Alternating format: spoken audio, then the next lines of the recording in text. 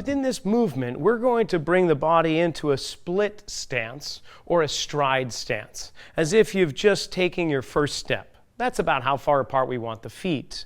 Now we're going to be going through the frontal plane, which is that side-to-side action, trying as best we can to minimize any rotation or forward-backward action of the body. Going to try and stick primarily just to a really side action, lateral motion. What might help is taking the forward foot and going slightly out a bit wider than you normally would when walking.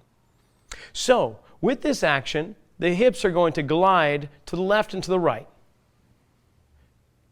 Now, in the previous frontal swaying cog action, we drove the hand in the opposite direction that the pelvis was traveling. You can continue to try and do this action, but you could also send the arms upward overhead. So as the pelvis is gliding to the right, I will take my right arm and reach up, which will also encourage my rib cage over to the left-hand side. So the pelvis going to the right, rib cage traveling to the left, head trying to maintain a nice level posture as we go back and forth through this. And can I feel as if I have an even amount of pressure in both feet?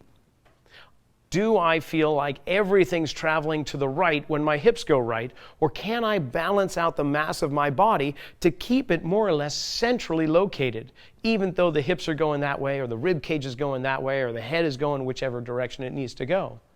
You can do the same thing switching legs, foot slightly wider than your normal stance, and can you allow the pelvis just to glide sideways? I could reach with one arm, keeping the head level. I can reach upward with the same arm as the forward leg. Both will give me that action of the torso that we're looking for to help balance things out. Try this movement out a few repetitions or so. Get a sense of what's going on with the body through every step of the way. Really get in touch with what's happening, and then just walk around and see how it feels. Assess before and after. The normal way of going about things to determine if this is truly a good movement for you at this time.